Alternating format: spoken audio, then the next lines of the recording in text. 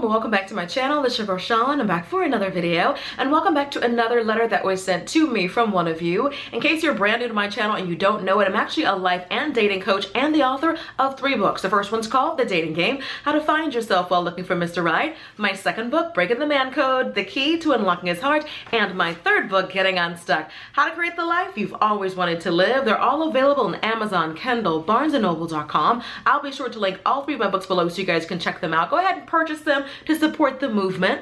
Also, if you want to work with me as your personal life and dating coach, or if you'd like to submit a letter for a chance to possibly have it featured in an upcoming video, send me an email to itscoachshawn@gmail.com. That's itscoachshawn, SHAWN @gmail.com. Now, in addition to dating and relationship advice videos like this one, I also upload luxury unboxings, fashion try-on hauls, a little commentary, a little bit of everything. So if you're into that, go ahead and hit that subscribe button, and while you're at it, tap that little bell. That way you'll be notified every single time I upload a video. Without any further ado, let's get started with today's letter. Let's go get them. Dear Coach Sean, I hope this message finds you well and you have a chance to read my dilemma in one of your episodes. A sister needs some straight shooting advice. Gotcha. Okay.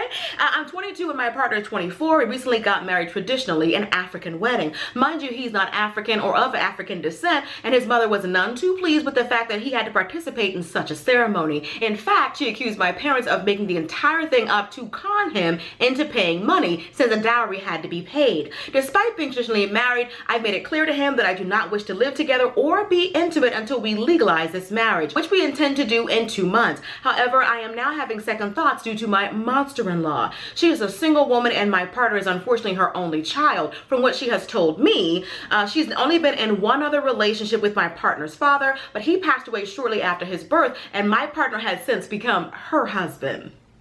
Girl, what? Anyway, she was diagnosed with psychosis, and I believe it was due to the stress of losing her partner and becoming a single mother. However, she can and has been living a full and meaningful life with medication, yet my partner is very overprotective of her. He is always at her defense and will plead with me to be the bigger person or to take things with a pinch of salt.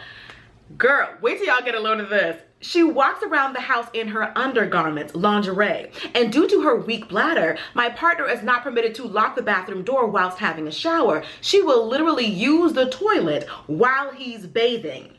I confront her about this and she simply laughed and told me there's nothing he has that I haven't seen before. Whenever I ask my partner for a kiss in her presence, she asks for a kiss too on the lips. She tags along on dates and holidays because she does not want to be alone. Whenever he spends the week at my house, she will call him every day to catch up and find out what he's been up to and to make sure that I've been feeding him like she likes. I have deliberately stopped going over there, meaning he has to come over here, and 9 times out of 10, she tags along on those dates. She had the nerve to call my parents and tell them that I'm taking her baby away and that it would be fair if we would spend time visiting each other's home rather than it being one-sided. We do not have any privacy at this stage, and I believe that I'm competing with another woman. I do not want to legalize this marriage as I believe that it would be easier to split up now. I have called off the white wedding and she hasn't even called me to ask why. My partner has pleaded with me not to let her get in the way of our relationship. He has spoken to her on many occasions. However, he always treads lightly because of her mental health. He has reassured me that things are going to change and that she'll have to deal with the fact that he's a married man now with a family, me, which will have to come before her because that's how God intended it to be. Am I supposed to believe him?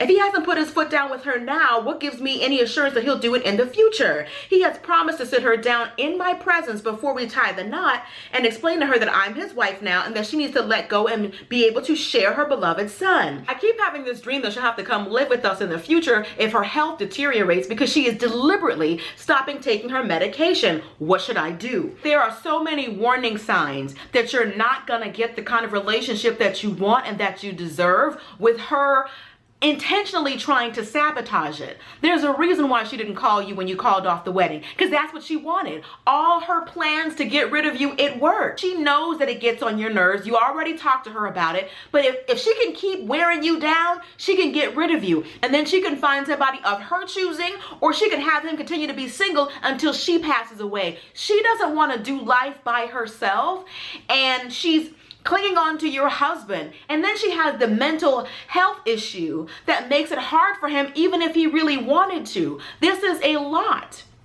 I would definitely recommend that you pray about it, but I wouldn't just take him at his word. You're right to question that. And I think you're so smart. You're 22 years old and you see the writing on the wall, you see the warning signs, and you're like, I'm not sure about him.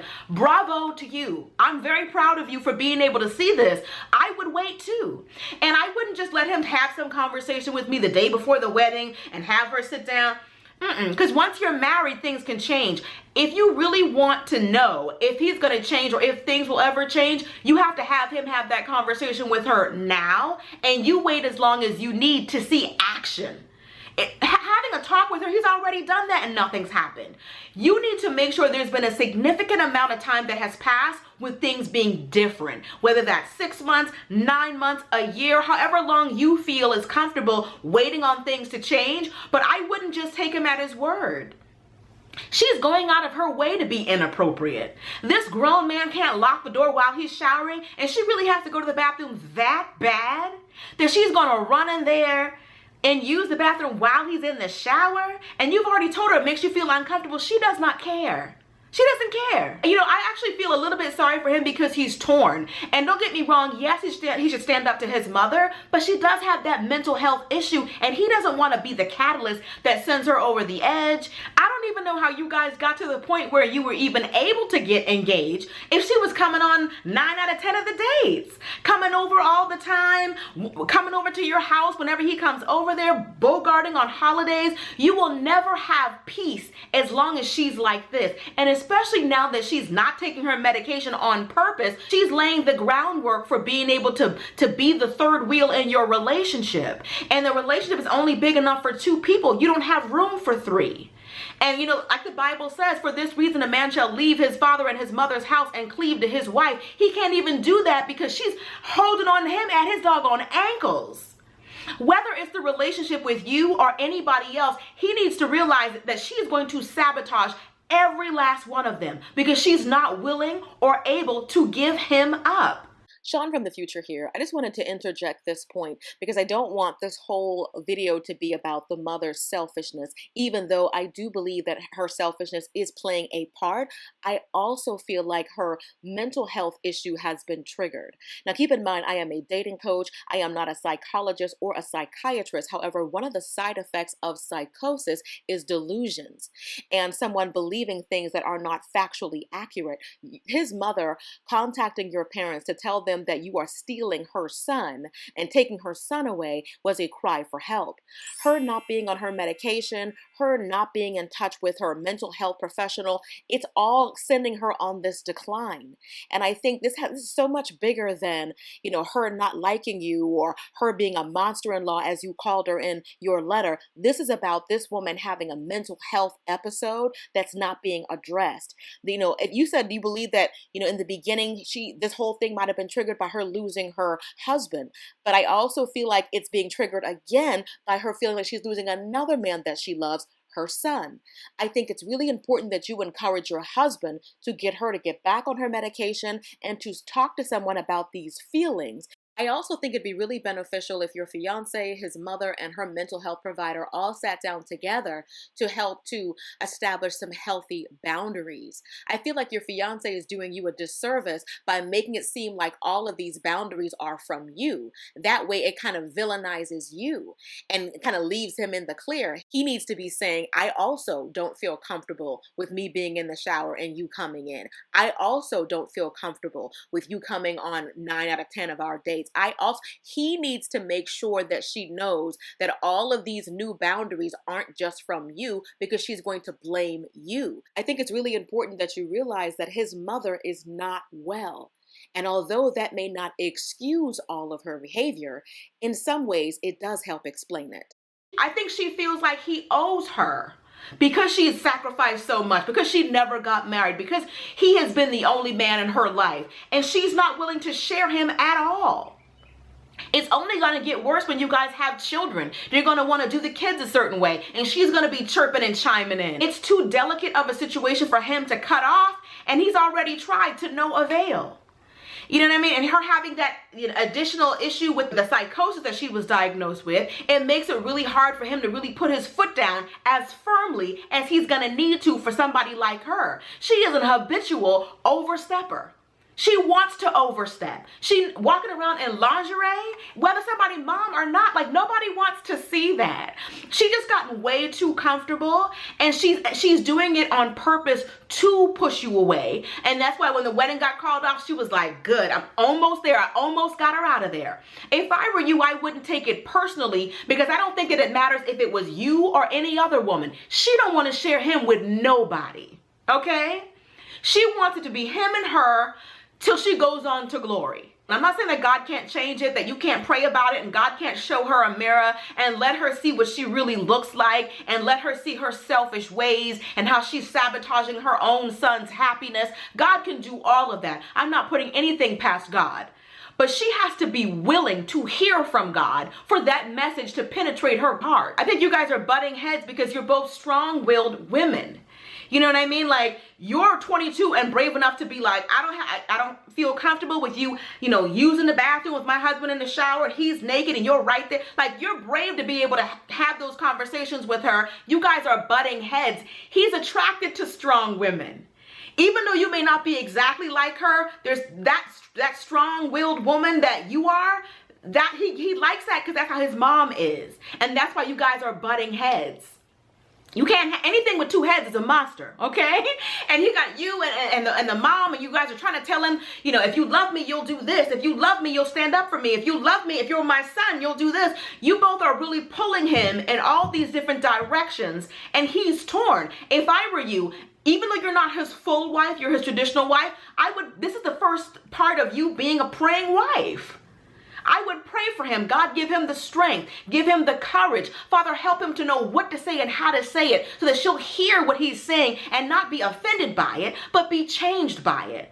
Father, I pray that you help my husband to stand up for our family and our future family and help him to do what's best for us. Father, I pray that when he talks to her, that she hears him and that she's not listening to him with the intention of replying, but she's listening to him with the intention of hearing everything he has to say and hearing his words and his heart. I would begin being the praying wife right now, and I would pray for my husband. He shouldn't have you in a position where you're the one confronting her in the first place. That's already out of line. If it's his mother, he should be having the conversation with her. You know why? Because she'll never hate her son. She'll never be mad at her son. But if you come in there like, I need you to do this and do that, then she's like, see, I don't like her. I don't like her. She's trying to tell me what to do. I'm grown. This is how we always... That's where you get the disconnect. If it's your family, you should be talking to them because most family won't turn on you. Okay? He should be having this conversation with her. If I were you, I wouldn't have any more conversation with her because if he can't stand up for me now, he won't do it later. Take as long as you need to see evidence of this change. Don't let him sit her down the night before the wedding and then y'all get married and then you write me a couple months down the road telling me nothing changed. Give it time to see some changes. Make sure that when you do sit down with her that he is doing all the talking. Don't you chime in. All it will do is give her ammunition to be like, see, I don't like her. She coming in here changing everything. No, she needs to know that this isn't just what you want, but it's what he wants too. And only he can make that clear to her at this point. All right, that's pretty much it. Hope you guys enjoyed this video. Be sure to thumbs up if you did. I'd love to hear you weigh in on this situation. Also, if you have a monster-in-law, share your stories below. What do you think that she should do? Is this relationship salvageable? Can she save it? Or, can all this change? Have you ever dealt with someone who's been this overprotective of their son? I'd love to hear you guys weigh in. If you want to hear more of my thoughts and opinions on life and love, consider purchasing one of my books. As I said, I've written 3. The first one's called The Dating Game, How to Find Yourself While Looking for Mr. Right. My second book, Breaking the Man Code, The Key to Unlocking His Heart. And my third book, Getting Unstuck, How to Create the Life You've Always Wanted to Live. They're all available on Amazon, Kindle, BarnesandNoble.com. I'll be sure to link all 3 of them below so you guys can check them out. And if you want to work with me as your personal life and dating coach, or if you'd like to submit a letter for a chance to possibly have it featured in an upcoming video, send me an email to itscoachshawn@gmail.com. That's itscoachshawn, SHAWN @gmail.com. Now, if you like this video, you'll love my last one. I'll do you a favor and I'll link it for you right here. Be sure to subscribe right here. Till next time, later divas and dudes. This is Honey.